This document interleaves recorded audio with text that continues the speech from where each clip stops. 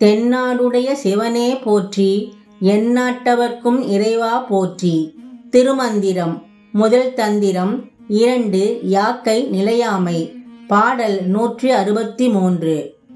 முட்டை பிறந்தது 300 நாளினில், இட்டது தானில்லை ஏதேனும் ஏழைகாள், பட்டது பார்மணம் 12 ஆண்டினில், கெட்டது 70 கேடு அறியீரே. விளக்கம். கருமுட்டையில் சுக்கிலம் சேர்ந்ததால் 300 நாட்களில் பிறந்தது மனித உடல்.